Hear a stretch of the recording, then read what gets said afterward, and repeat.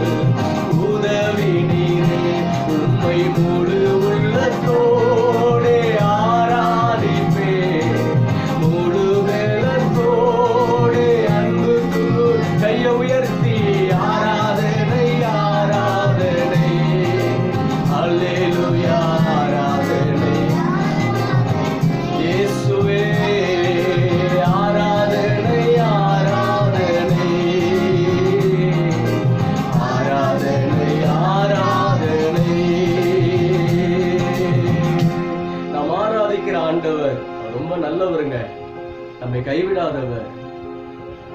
அதைதான் இன்னைக்கு சொல்ல நான் வந்திருக்கிறேன்.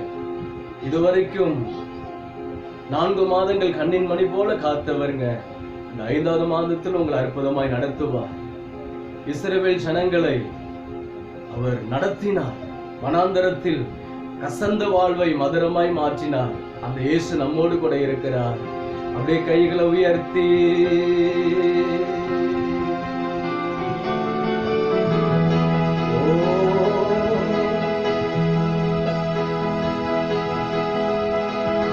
வார்த்தையிலே சுகம், வார்த்தையிலே மதுரம், வார்த்தையிலே சுகம், வார்த்தையிலே மதுரம், வார்த்தையிலே எல்லாம் சந்தோஷம்,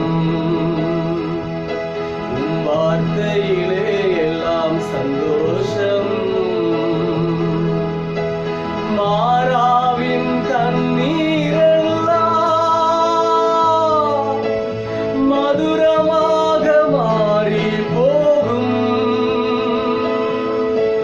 மாறாவின் தண்ணீர் எல்லாம் மகளே மதுரமாக மாறி போகும்.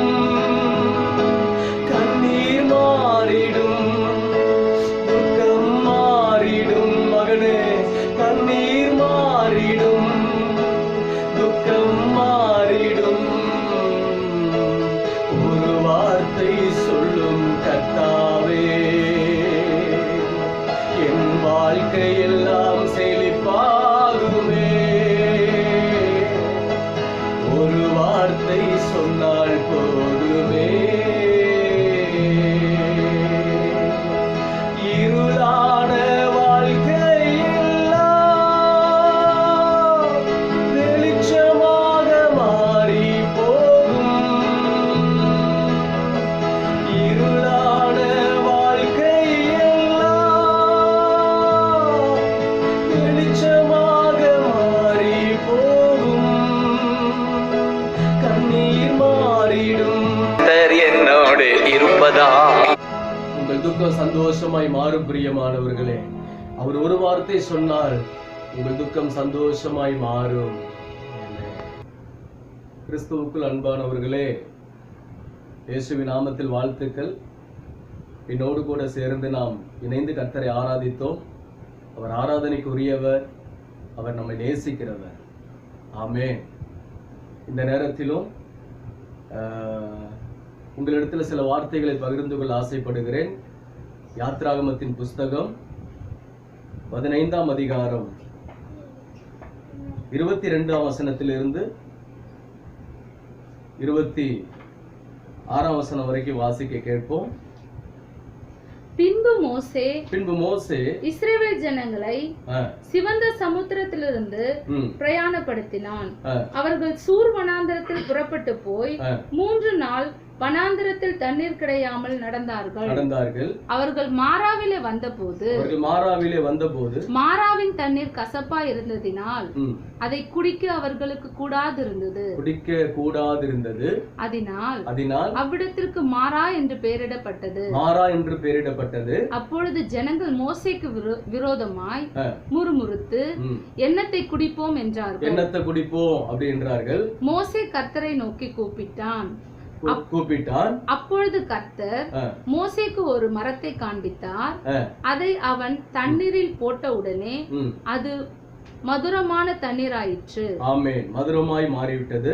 அவர் அங்கே அவர்களுக்கு ஒரு நியமத்தையும் ஒரு நியாயத்தையும் கட்டளையிட்டு அங்கே அவர்களை சோதித்து, நீ உன் தேவனாகிய கர்த்தரின் சத்தத்தை கவனமாய் கேட்டு அவர் பார்வைக்கு செம்மையானவர்களை செய்து அவர் கட்டளைகளுக்கு செவி கொடுத்து அவருடைய நியமங்கள் யாவையும் கை கொண்டால் நான் எகிப்திலிருந்து வரப்பண்ணின வியாதியில் ஒன்றையும் உனக்கு வரப்பண்ணேன். நானே உன் பரிகாரியாக கர்த்தர் என்றார். ஆமென். அல்லேலூயா. இந்த கர்த்தருடைய வழி நடத்துதல் ஆச்சரியமானது. நம் ஆண்டவர் வழி நடத்துகிறவர். நம்முடைய மாராவின் வாழ்க்கையை மதுரமாய் மாற்றுகிறவர். ஆமென். நம்முடைய மாராவின் கசப்பான, மாறா என்றால் கசப்பு.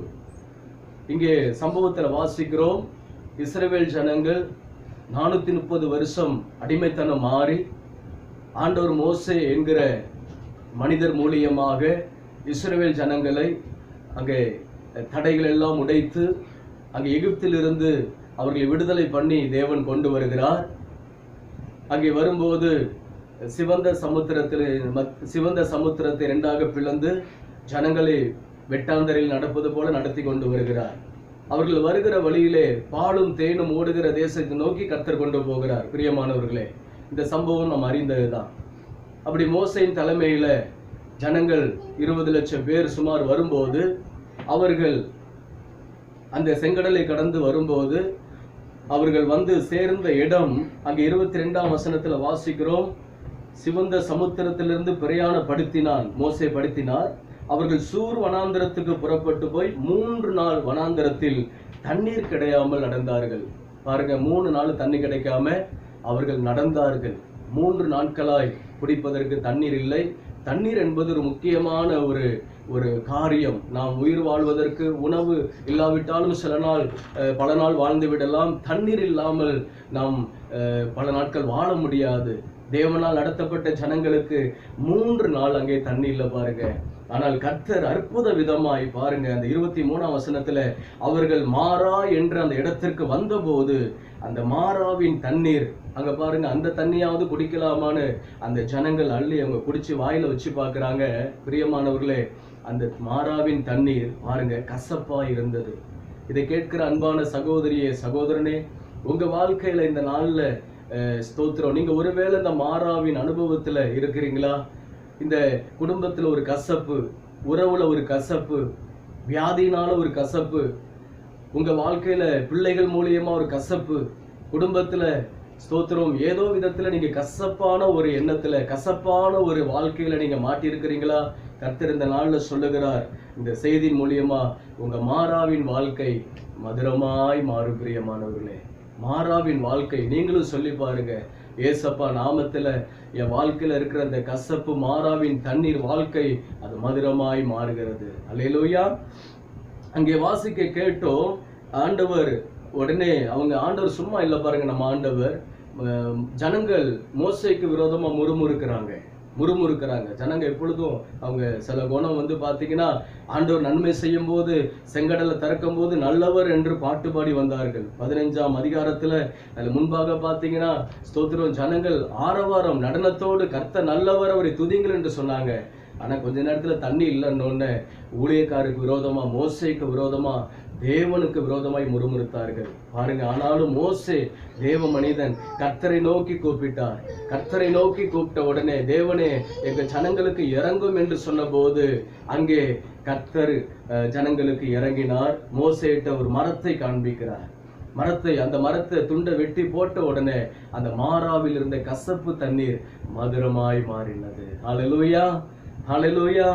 இந்த நாளில ஸ்தோத்திரம், இந்த பரிசுத்த ஓய்வு நாள்ல இந்த வாரத்தை துவக்குகிற உங்கள் மத்தியில கர்த்தர் சொல்லுகிறார், இந்த வாரம், இந்த மாதம் ஸ்தோத்திரம் உங்கள் மாறாவின் வாழ்க்கை மதுரமாய் மாறும். உங்க வீட்டுல ஒருவேளை பிரிவினை இருக்கலாம். உங்க வீட்டுல ஒருவேளை ஸ்தோத்திரம் வியாதினால ஒரு பிரச்சனை குழப்பம் இருக்கலாம். உங்க வீட்டுல ஸ்தோத்திரம் யாரும் உங்க இடத்துல பேசாம உங்களை எதிரியா பார்க்கலாம்.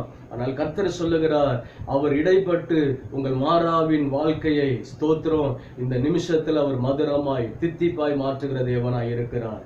எனக்கு அன்பானவர்களே, ஸ்தோத்திரம், ஆண்டவர் எப்படிப்பட்டவர் பாருங்க. ஸ்தோத்திரம் நம்மை ஆசீர்வதிக்கிறவர். நம்ம வாழ்க்கையில கொஞ்சம் கூடங்க ஸ்தோத்திரம் கசப்பு இருக்கு, வேதனை இருக்கு, நோய் இருக்கு, பாரம் இருக்குன்னா ஆண்டவர் அதை வேடிக்கை பார்த்து கொண்டு உட்கார தெய்வம் அல்ல. ஸ்தோத்திரம் நமக்காக அவர் அதிசயங்களை செய்கிறவர். வாசிக்கப்பட்ட ஸ்தோத்திரம் அந்த வசனத்தை நாம் கேட்டோம். ஸ்தோத்திரம் பாருங்க, எந்த இடத்துல வந்தாங்களோ அந்த இடத்துல வைத்தே தேவன் அற்புதம் செய்யறாருங்க. மோசேட்டையோ ஜனங்கள்ட்டையோ ஆண்டவர் சொல்லி இன்னும் 1 கிலோமீட்டர் போங்க, இன்னும் 2 கிலோமீட்டர் போங்கன்னு சொல்லல. நம்ம ஆண்டவர் எந்த இடத்துல அவங்க தவிக்கிறாங்களோ, தண்ணீர் இல்லாம ஸ்தோத்திரம் தாகத்தோடு நிக்கிறாங்களோ அதே இடத்துல கர்த்தர் ஒரு அற்புதத்தை செய்கிறார். ஹல்லேலூயா, ஹல்லேலூயா, ஹல்லேலூயா. நீங்க குழப்பமா இருக்கிற அதே இடத்துல, அதே வீட்டுல, அதே வேலையில, அதே ஸ்தோத்திரம் காரியத்துல இயேசு உங்களுக்கு ஒரு அற்புதத்தை செய்வார். கைகளை உயர்த்தி ஒரு அல்லேலூயா சொல்லுவோமா? ஸ்தோத்திரம். சோர்ந்து போகாதிருங்கள், துவண்டு போகாதீர்கள், மனமுடைந்து போகாதீங்க. ஸ்தோத்திரம்.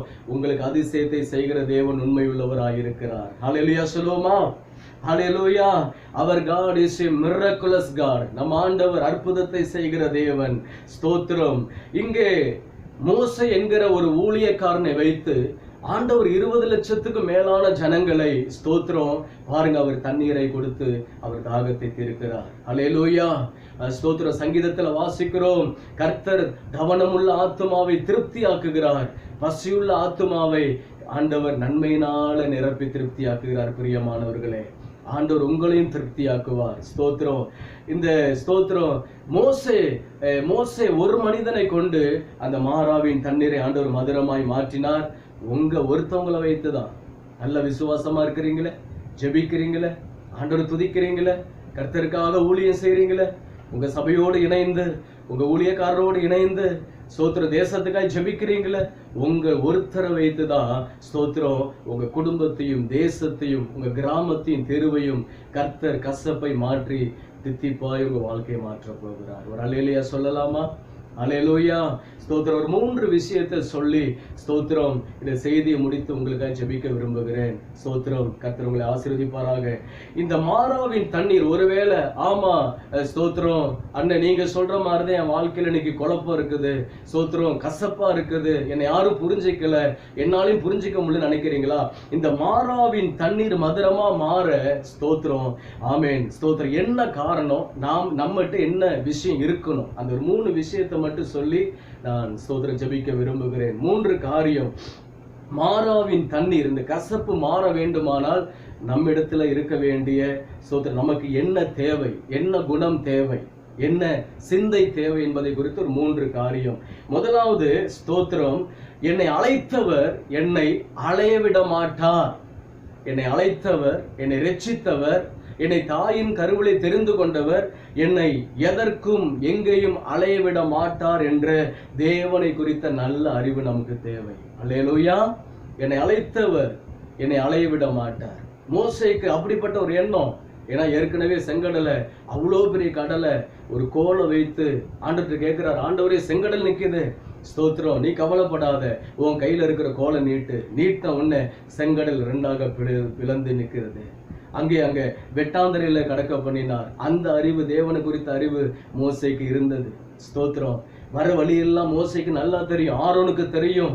ஸ்தோத்திரம், என் கர்த்தர் என்னை கைவிட மாட்டார் என்று. 3 நாள் தண்ணீர் இல்லை. பாருங்க, அந்த மோசையோட ஜெபம் எல்லாம், ஆண்டவரே 3 நாள் தண்ணி இல்லாம வரும், நீங்க தேவையை சந்திப்பீர், எகிப்திலிருந்து அழைத்து வந்த ஒரு உண்மையுள்ளவர் நீர் சந்திப்பீர் என்ற உணர்வோடு அவங்க வராங்க. பாருங்க, மோசேட்ட இருந்தது என்ன குணம் தெரியுமா? அந்த குணம் இன்னைக்கு நமக்கு தேவை. அழைத்தவர் என்னை அலைய விட மாட்டார் என்கிற தேவனை குறித்த ஒரு அறிவு வேண்டும். அல்லேலூயா சொல்லுவோமா? அல்லேலூயா. 22ஆம் வசனம் 23ஆம் வசனத்துல ஸ்தோத்திரம், 3 நாள் வனாந்தரத்தில் தண்ணீர் கிடையாமல் நடந்தார்கள், அவர்கள் மாறாவில் வந்தபோது என்று சொல்லப்பட்டிருக்கிறது. மோசேக்கு தெரியும், இங்கே வைத்து கர்த்தர் ஒரு அற்புதத்தை செய்ய போகிறார்.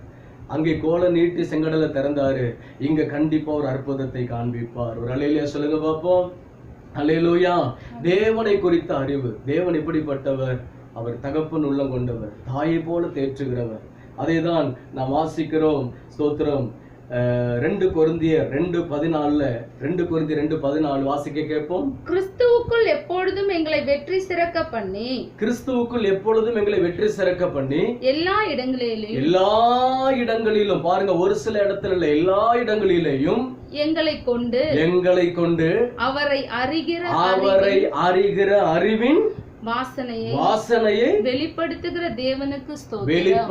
தேவனுக்கு ஸ்தோத்திரம். ஒரு மோசேயை வைத்து, ஒரு ஆரோனை வைத்து அத்தனை லட்சம் பேருக்கும் தேவன் யார் என்பதை வெளிப்படுத்தின தேவனுக்கு கோடி ஸ்தோத்திரம். அல்லேலூயா.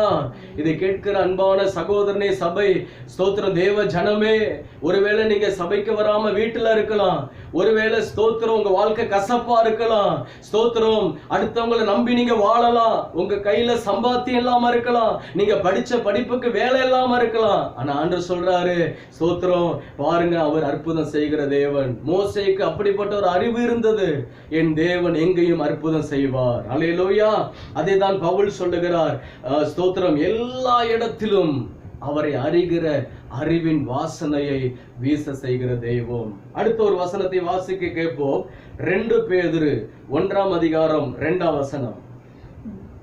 தேவனை நம்முடைய கர்த்தராகிய இயேசு கிறிஸ்துவையும் தேவனையும் நம்முடைய கர்த்தராகிய இயேசு கிறிஸ்துவையும் அறிகிற அறிவினால் உங்களுக்கு கிருபையும் சமாதானமும் பெருக கடவுது. எப்ப சமாதானம் பெருகுது? எப்ப மாறாவின் தண்ணீர் மதுரமா தித்திப்பா மாறுது? எப்ப கடன்பாரம் மாறுது? ஸ்தோத்திரம். சும்மா இயேசுவ ஸ்தோத்திரம் தெரிஞ்சுக்கிட்டா மட்டும் போதாது பிரியமானவர்களே, அவரை அறிகிற அறிவுல விருத்தி அடையணும். நம்மை விட்டு விலகாத தெய்வம் பாருங்க. யோசுவா 1:5 வாசிக்கிறோம். இயேசு சொல்லுகிறார், நான் உன்னை விட்டு விலகுவதும் இல்லை, நான் உன்னை கைவிடுவதும் இல்லை என்று.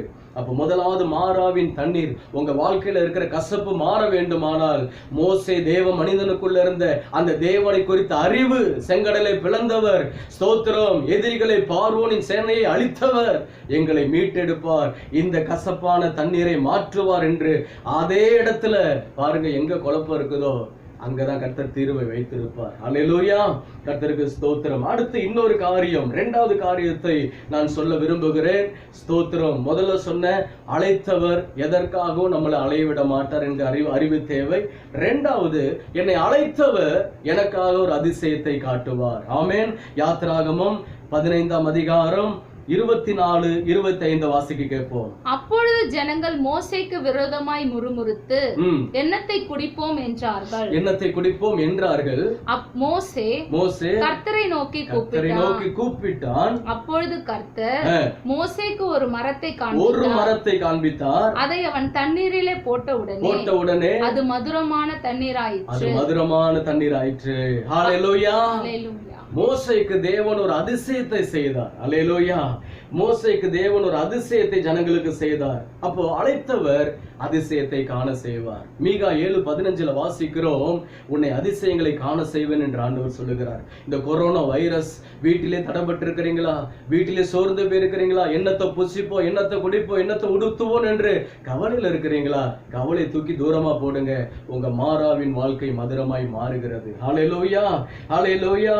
ஒரு மரத்தை காண்பித்தார். எங்க பிரச்சனை இருக்குதோ அங்கதான் கர்த்தர் ஒரு தீர்வை, ஒரு சொல்யூஷனை கர்த்தர் வச்சிருக்கிறார். பிரியமானவர்களே, ஸ்தோத்திரம். நீங்க வேற யாரையும் தேடி, நீதிபதியை தேடி, ஸ்தோத்திரம், பிரசிடென்ட்டை தேடி, ஸ்தோத்திரம், பஞ்சாயத்தை தேடி ஓடாதீங்க பிரச்சனைக்கு. உங்களை அழைத்தவர் உண்மையுள்ளவர், உங்களுக்கு அதிசயத்தை காட்டுவார்.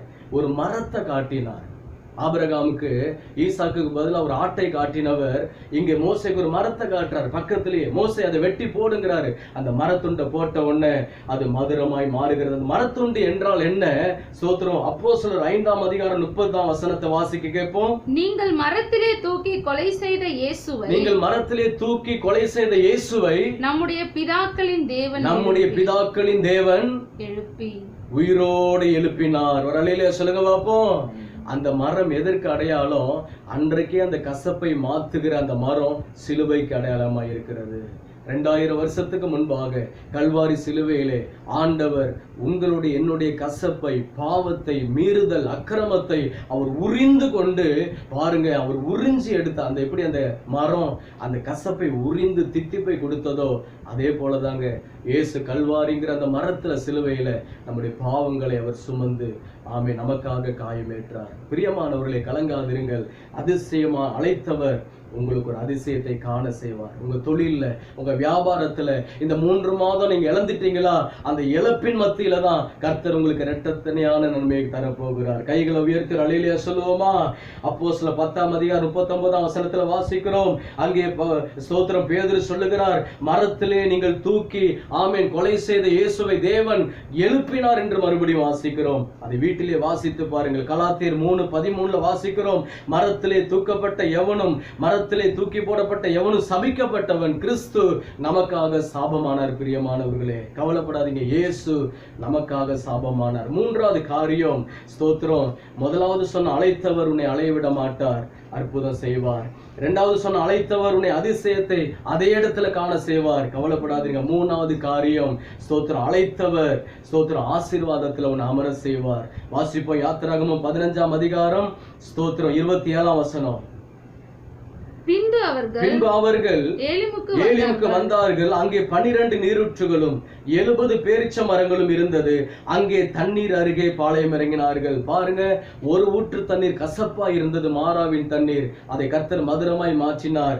ஒரு ஸ்தோத்திரம், கவலையான ஒரு காரியத்தை பார்த்த ஜனங்களுக்கு ஆண்டவர் 12 நீரூற்று உள்ள ஏலிம் என்ற ஒரு இடத்திற்கு, ஆசீர்வாதமான இடத்திற்கு, செழிப்புள்ள இடத்திற்கு கர்த்தர் கொண்டு வந்தார். சோத்திரம், உங்க துவக்கம் அற்பமா இருந்தாலும் உங்க முடிவு சோத்திரம் ஆச்சரியமா இருக்கும். சோத்திரம், அல்லேலூயா. ஓ சோத்திரம், அற்பமான ஆரம்பத்தை எவன் அசட்டை பண்ணுவான்? அந்த ஜனங்க முறுமுறுத்தாங்க. நீங்க முறுமுறுக்காதீங்க.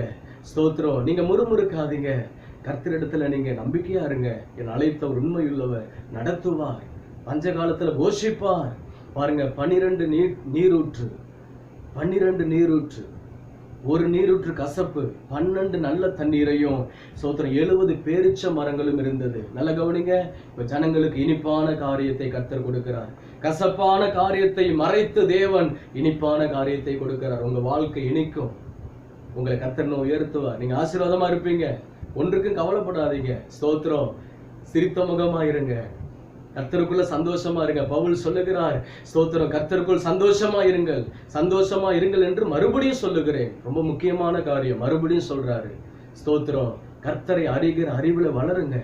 வீட்டுல இருக்கிறீங்க, ஸ்தோத்திரம், கர்த்தரை முறுமுறுக்காதீங்க, யாரையும் முறுமுறுக்காதீங்க.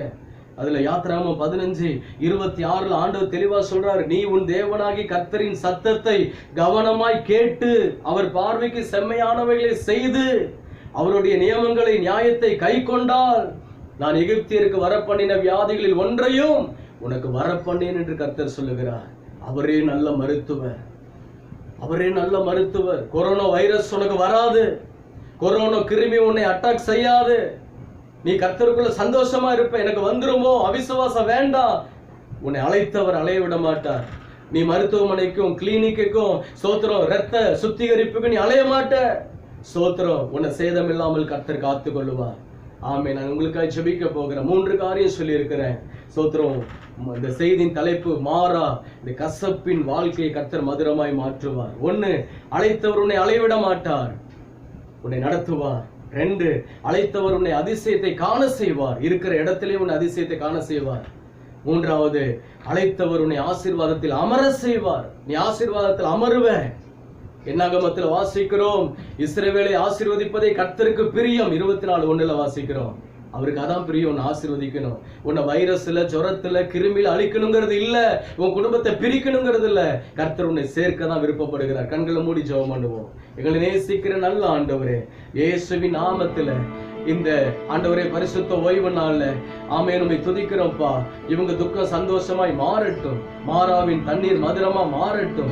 கர்த்தர் உதவி செய்யும், அழைத்தவர் அதிசயத்தை காண செய்வீர். இஸ்ரவேல் ஜனங்களை நடத்தி வந்த தேவன் இந்த மாறாவின் தண்ணீரை மதுரமாய் மாற்றினவர். இவங்க குடும்பத்தின் குழப்பம் எல்லாவற்றையும் மாற்றுவீராக. தொடர்ந்து நடத்துங்கப்பா. கேட்ட ஜனங்கள், செய்தியை கேட்ட ஜனங்களை பிளஸ் பண்ணுகிறோம். இயேசுவின் நாமத்தில் ஜெபிக்கிறோம். மிகுதிய ஆசீர்வதி நல்ல பிதாவே. ஆமே, ஆமே, ஆமே. கர்த்தர் உங்களை ஆசீர்வதிப்பார். வசனத்தை சொல்லுவோம். என் ஆத்துமாவே கர்த்தரை ஸ்தோத்திரி, என் முழு உள்ளமே அவருடைய பரிசுத்த நாமத்தை ஸ்தோத்திரி. என் ஆத்துமாவே கர்த்தரை ஸ்தோத்திரி, கர்த்தர் செய்யும் சகல உபகாரங்களையும் மறவாதே. ஆமே. பிரியமானவர்களே, கர்த்தர் உங்களை நடத்துவார். ஒன்றுக்கும் கவலைப்படாதீர்கள். மாறாவின் தண்ணீர் மதுரமாய் மாறும். ஆமே.